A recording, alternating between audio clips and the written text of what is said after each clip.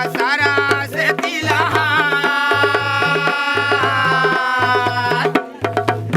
अरे पहले मनायो सादर जय जगत सलाम सबको।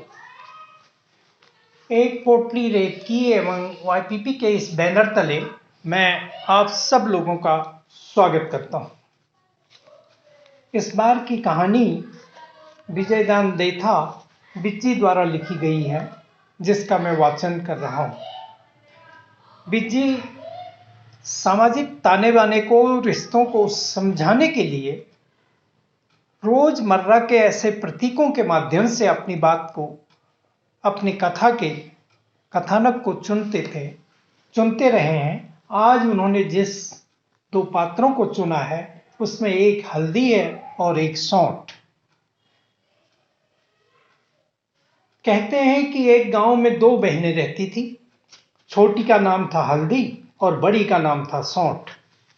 हल्दी ठंडे मिजाज की, शांत, समझदार, बोली की मीठी और हर काम में प्रवीण थी। अपनी उम्र में किसी को टेढ़ा मेढ़ा जवाब नहीं दिया करती। और सौंठ तेज मिजाज की, तर्राट बोली की, कड़वी, अक्खड़, कामचोर, रोज कलह करती। सारा गांव उसके स्वभाव से तंग आ चुका था। गांव व घर वालों के लिए हल्दी तो थी घाव पर मरहम, ज्यों व जले पर मिर्च के समान। एक दिन हल्दी अपने ननिहाल के लिए रवाना हो गई। सभी सहेलियों उससे उसके आंगन के बाहर तक छोड़ने आई और हल्दी बाई को विदा करते समय सभी के मन में बहुत दुख हुआ। हम उम्र सहेलियों की आंखों में आंसू छलक आए। छोटी सहेलियां ढुस ढुस रोने लगी। सभी ने आंखें पोंछते हुए कहा, बहन वापस जल्दी आना। गांव से बाहर निकलते ही घूरा मिला। घूरे ने कहा, हल्दी बाई जरा मेरा फूस तो बुहार दे। हल्दी ने उसी क्षण झाड़ू लेकर सड़क सारा फूस झाड़ू घूरे से सलाम करके आगे रवाना हो गई। रास्ते में उसे एक बिल्ली मिली। बिल्ली ने कहा, हल्दी बाई जरा जुएं तो निकाल कर मेरा सिर को गूंथ दे। हल्दी ने उसी क्षण नम्रता के साथ कहा, ले बहन तू कब कहती है, तेरे तो जुएं निकाल करके मैं आज तेरे कौन से नाखून घिसेंगे मेरे। सुथराई से जुएं निकालकर हल्दी बिल्ली का सिर गूंथ कर आगे बढ़ गई। रास्ते में उसे एक बोरडी बेर का पेड़ मिला। बोरडी ने कहा, हल्दी बाई थोड़े मेरे कांटे तो बीन ले। हल्दी ने कहा, ले बहन कांटे बीनने से मेरी कौन सी उंगलियां झड़ती हैं। उसने जल्दी से उसके कांटे बीन कर दूर फेंक दिए। आगे बढ़ते हुए उसको एक तालाब मिला।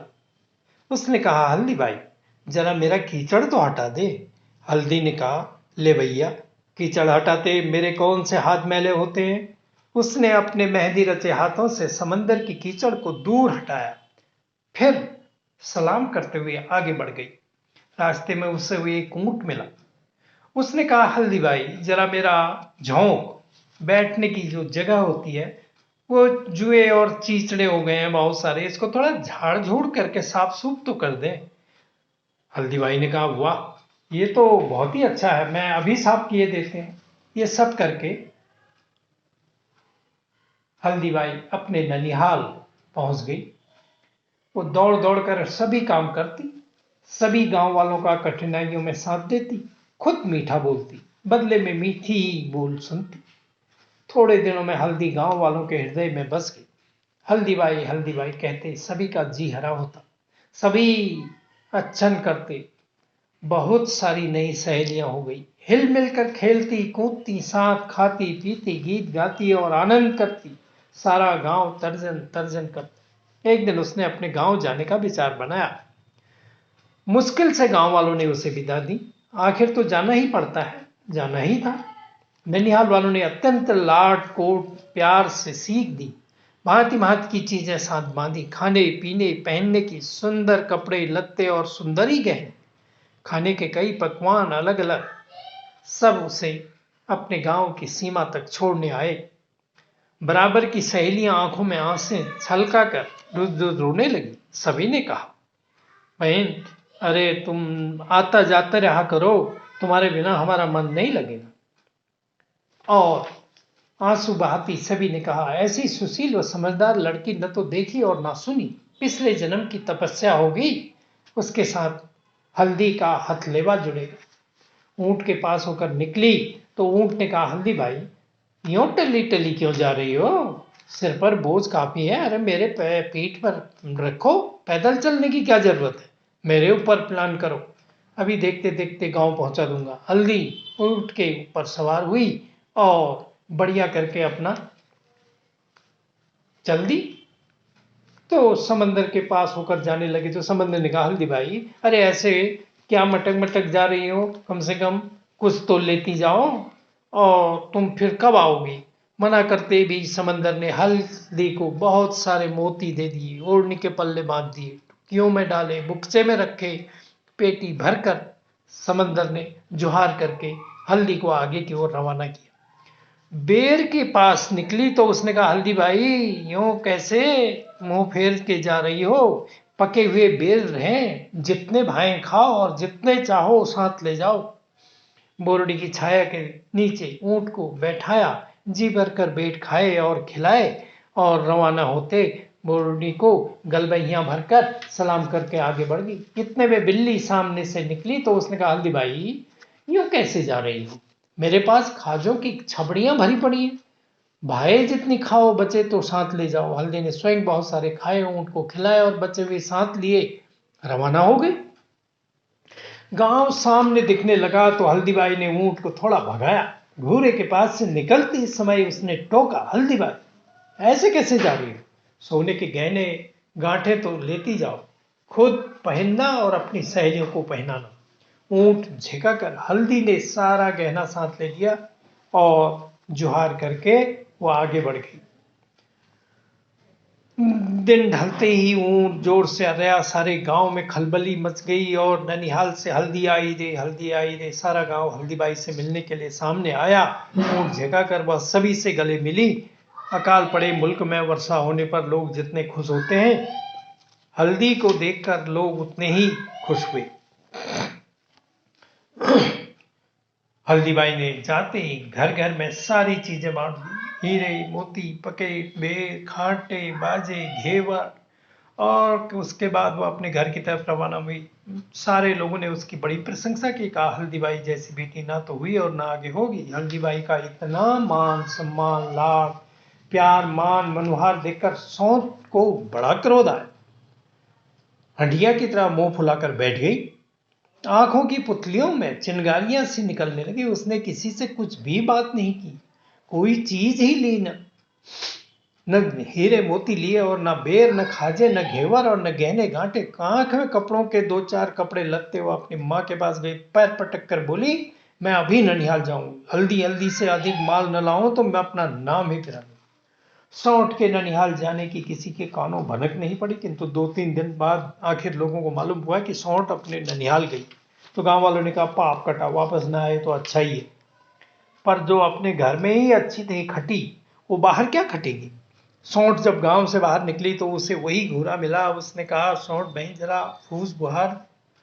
सौंठ झंझनाती हुई बोली, हल्दी फल्दी नहीं हूं मैं, साठ सठुआ, जापे में खाई जाने वाली, महलों में सोने वाली, भंगी नहीं, महलों में सोने वाली, सो तेरा फूस जुहारूं। आगे चलते ही उसे चूल्हा मिला। चूल्हे ने कहा, सौंठ बहन जरा मेरी राख तो। और सनसनाती हुई सौंठ ने कहा कि मैं हल्दी फल्दी नहीं हूं, सठवा सौंठ हूं, जापे में काम आती हूं। आगे चल के बिल्ली मिली और बिल्ली को भी ऐसे ही जवाब देते हुए झंझनाती हुई आगे निकल गई और बेर के पेड़ के पास पहुंची तो बोरड़ी ने कहा, भैया बहन हमारे पास बेर हैं, खाते जाओ। उसने कहा, ओ बेर वेर खाने वाली नहीं हूं मैं, हल्दी बल्दी, मैं तो सठवा सौंठ, जापे में काम आने वाली हूँ। आगे बढ़ी और ऐसे करते ही वो समंदर से मिली और ऊंट से मिली और उसके बाद वो अपने ननिहाल पहुंच गई। ननिहाल पहुंचने के बाद किसी से कोई मुंह बात नहीं की, बोलते समय झाड़ू गलती, हर किसी को धुतकार देती, जितना अपमान कर देती, छोटे बड़े बुजुर्गों को रंच मात्र भी इज्जत नहीं करती, सारे दिन झगड़ा करती। उलाने सुन घर वाले सभी हैरान हो गए। आखिर उसने जबरदस्ती वहां से रवाना किया गया। लंबे ढक बढ़ती हुई अपने घर की तरफ आई तो रास्ते में ऊंट मिला, समुंदर मिला, बेर मिला, बिल्ली मिली, घोड़ा मिला, किसी ने कुछ पूछा ही नहीं। और आगे बोर्ड के पास होकर निकली तो उसने तो मुंह पे लिया और इतने में वह घोड़े के ऊपर से निकली तो स्वर्ण ने देखा कि सोने के गहने जगमगा रहे हैं। उसका मन ललचाया, लेकिन घोड़े ने उसको मुंह ही नहीं लगाया। आंखें मलती हुई, बुरी तरह रोती हुई वो पहुंची, न किसी से बात की और न किसी से चीख, चुपचाप औरों के मुंह ढांप कर सो गई। घर वालों ने बहुत पूछा कि भाई क्या हुआ, मुंह क्यों ढांके, एक शब्द नहीं निकला, केवल ढुस ढुस रोती भर रही। लोगों ने भेंट उपहार मांगे तो उसने खूब गालियां दी और गांव वाले उसकी खिल्ली उड़ाते रहे। तो ये कहानियां, ये प्रतीक हमारे सामाजिक रिश्तों को, सामाजिक ताने बाने को, एक दूसरे के ऊपर निर्भरता को लेकर यह कहानी रची बसी गई है। मैं आप सब लोगों से एक पोटली रेत की YPP के इस चैनल को लाइक करने के लिए, शेयर करने के लिए और इसके बेल आइकॉन को दबाने के लिए निवेदन करता हूं, ताकि ये इस तरह की हमारी विरासत में रची बसी गई कहानियां हर सोमवार को आपके सामने आती रहें। बहुत बहुत शुक्रिया। से तिलहार